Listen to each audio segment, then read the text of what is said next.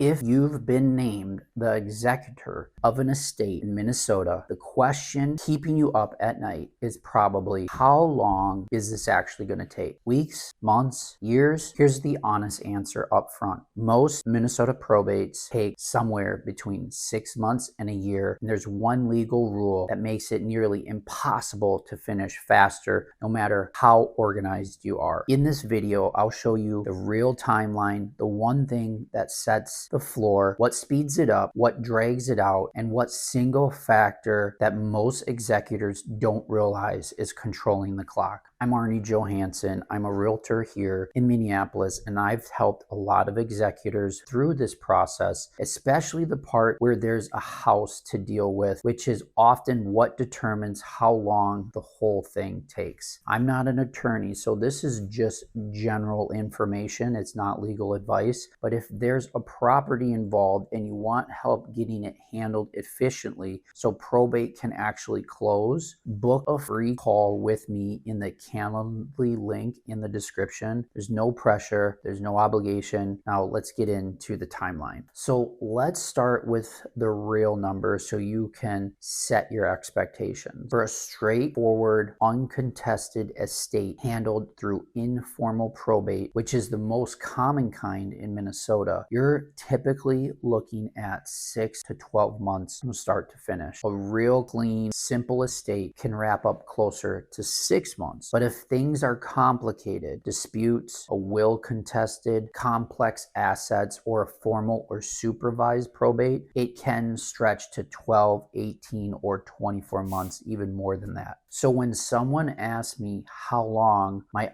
answer is honestly plan somewhere between 6 months and a year for a normal probate, and know that certain things, which I'll cover, can push it well beyond that. It's a process and it's designed to be careful, not fast. The one rule that sets the floor is this: the 4-month creditor period. Now here's the single most important thing to understand about the timeline, because it's the reason probate can't get wrapped up in a few weeks. Minnesota law requires a 4-month creditor claim period. Here's how it works. Once the personal representative is appointed, they have to publish a notice to creditors in a legal newspaper. It runs once a week for 2 weeks, and that notice gives creditors 4 months to come forward and file any claims against the estate. Until that 4-month window closes, you generally cannot safely close the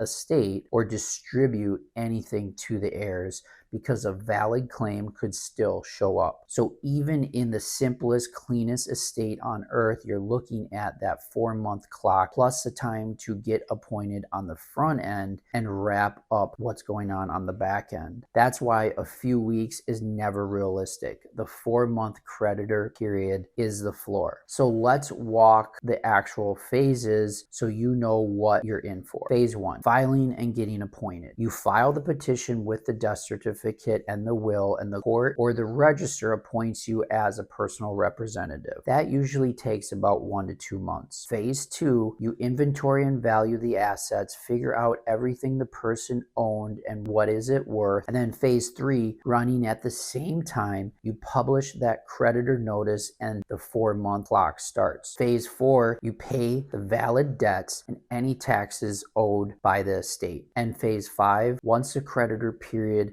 has closed and debts are settled, you distribute what's left to the heirs and close the estate. The good news in Minnesota is, in an informal probate, once everything's done, you close it by filing a simple closing statement. You often don't have to go back in front of a judge at all, as long as there's no disputes. So what makes probate go faster? A few things really matter. Number 1, a valid, clear, up-to-date will. That alone removes a huge amount of friction because everyone knows the plan. Number 2, choosing informal probate when the estate qualifies, since it's faster and cheaper than formal probate. Number 3, being organized. If you can quickly put your hands on the will, the deed, the account statements, and the tax records, you save months. Number 4, a personal representative who stays on top of it, a good probate attorney who keeps things moving. And honestly, location helps. The courts here in Hennepin County, which is Minneapolis, and Ramsey County, which is St. Paul, are generally efficient. Get those pieces right and you're at the fast end of the range. Now, the flip side. What turns a 6-month probate into an 18-month ordeal? The biggest one is family conflict. A will contest or heirs fighting over assets can push you from a simple informal probate into a formal or supervised one with hearings in front of a judge, and that adds months or years. Number 2, no will at all. Then the estate follows Minnesota's intestacy laws, which can get complicated, especially if disputes arise. Number 3, complex or hard to value assets like a business, farmland, multiple properties. Number 4, a disputed creditor claim that turns into litigation. And number 5, if the estate is large enough to owe estate taxes, Minnesota, that's over $3 million. There's a tax return due within 9 months and then review periods on top of that. Most families never hit that estate tax threshold, but the others are common, so go in with your eyes wide open. And here's the one